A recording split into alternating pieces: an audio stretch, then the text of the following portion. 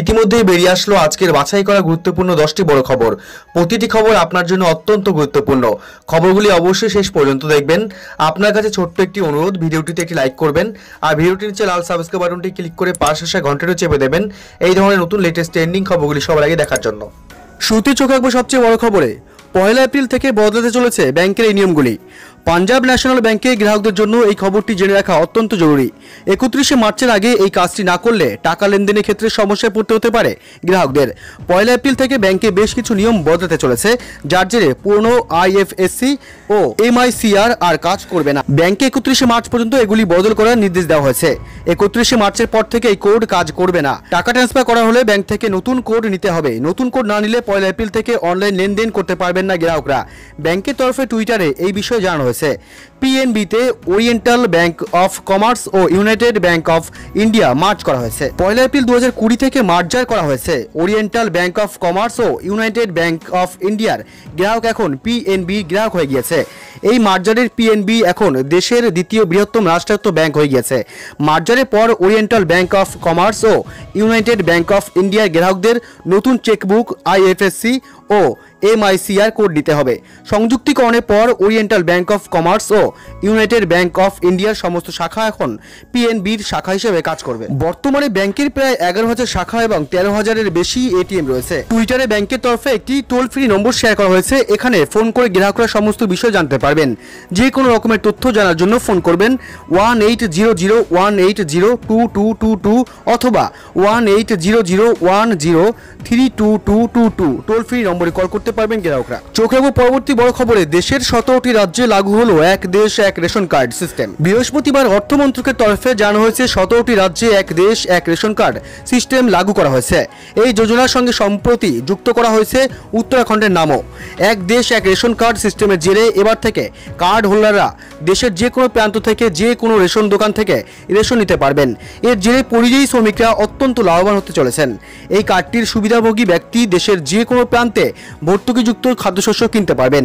এর মূল উদ্দেশ্য হচ্ছে নিশ্চিত করা কোনো দরিদ্রই রেশন ব্যবস্থা থেকে বঞ্চিত না হন, এমনকি নিজের এলাকা ছেড়ে অন্য জায়গায় গেলেও যাতে তিনি অনায়াসেই রেশনের সুবিধা পেতে পারেন তা নিশ্চিত করতে কেন্দ্রীয় সরকার চালু করেছে এই ব্যবস্থা।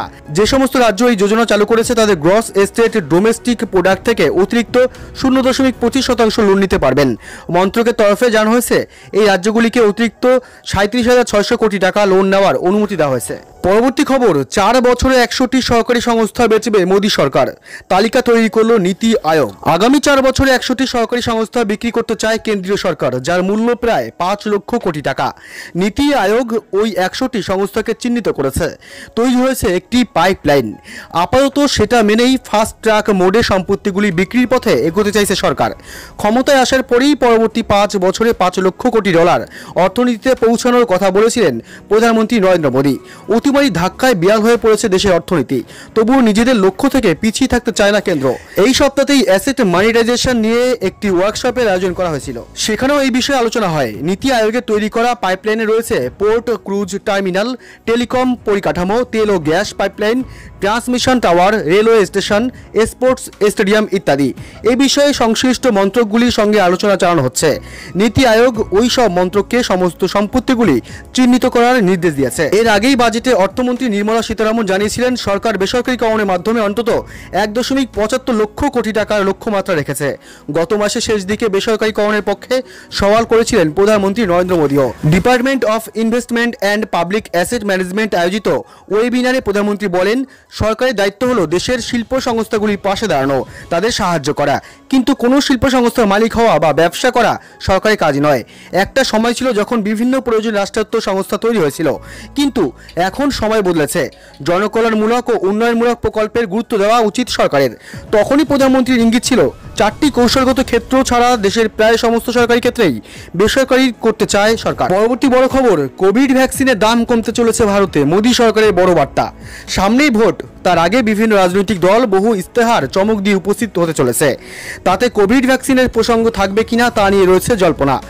এমন এক পরিস্থিতিতে মোদী সরকার কোভিড ভ্যাকসিনের দাম কমিয়ে দেওয়ার ঘোষণা করলো। 200 টাকা প্রতি ডোজ থেকে কমতে পারে দাম। জানা গিয়েছে কোভিডের ভ্যাকসিনের দাম ডোজ প্রতি 200 টাকা থেকে নেমে যেতে পারে। প্রতি কোভিড ভ্যাকসিন ডোজের দাম কমিয়ে আবার এ বিষয় নিয়ে এদিন পর্যালোচনা বৈঠক সম্পন্ন হয়।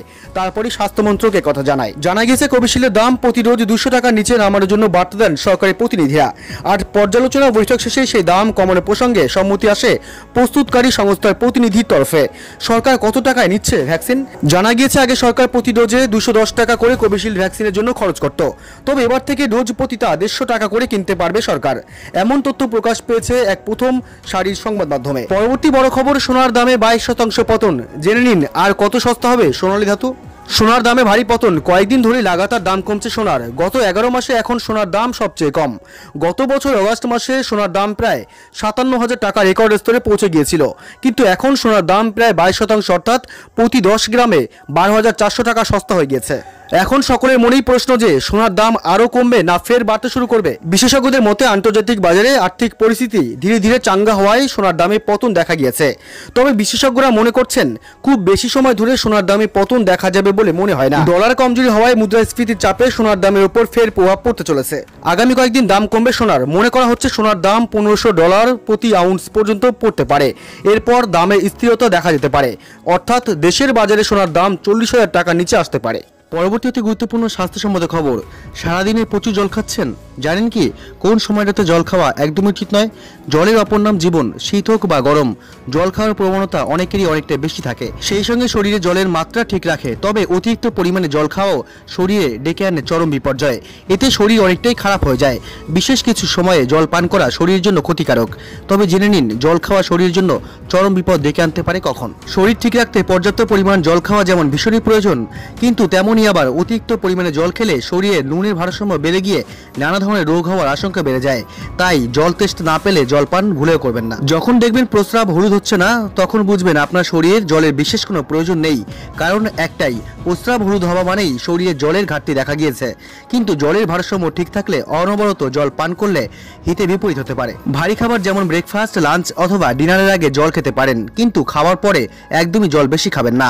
বিশেষজ্ঞদের মতে খেতে খেতে জল খাওয়া শরীরের জন্য ক্ষতিকারক। শরীরচর্চা করার পর সঙ্গে সঙ্গে জল পান করবেন না, এতে শরীরের ক্ষতি। হালকা এক্সারসাইজের পর অল্প করে জল খেতে বলে ট্রেনাররা। তবে মনে রাখবেন ইন্টেন্স ওয়ার্কআউটের পর জল পান করা একেবারেই উচিত নয়। শরীরচর্চা করার সময় ঘামের সঙ্গে অনেক পরিমাণে মিনারেল শরীর থেকে বেরিয়ে যায়। এই ঘাটতি মেটাতে শরীরচর্চার পর ডাবের জল অথবা যে কোনো এনার্জি ড্রিঙ্ক খেতে বলেন বিশেষজ্ঞরা।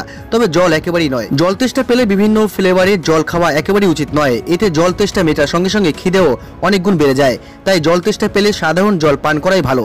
এছাড়াও এই ধরনের ফ্লেভার জলে ক্যালোরির মাত্রা খুব বেশি থাকে, যা থেকে মোটা হওয়ার সম্ভাবনা থেকে যায়। আবারও রাজ্য রাজনীতির মহল থেকে বেরিয়ে আসলো আজকের সবচেয়ে বড় খবর।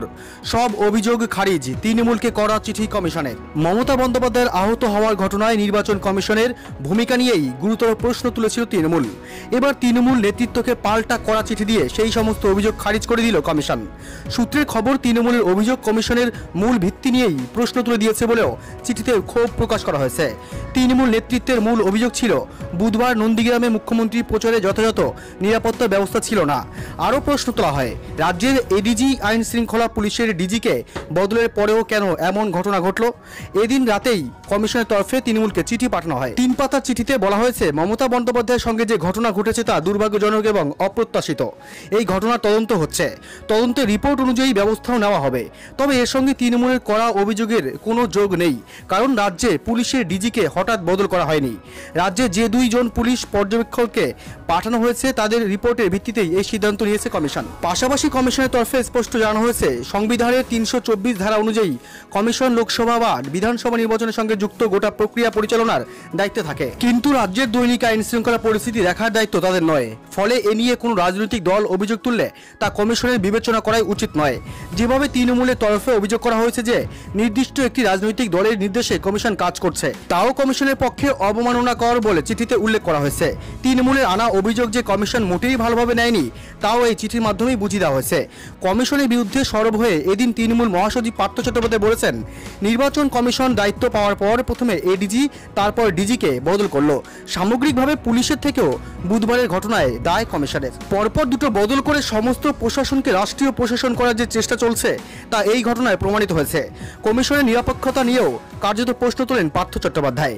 কমিশনের চিঠি উদ্ধত্ত পণ্য বলে পাল্টা অভিযোগ করেছেন তৃণমূল সাংসদ সৌগত রায়। তার দাবি, এই ধরনের বিবৃতি দিয়ে কমিশন নিজেদের দায়িত্ব এড়াতে চাইছে।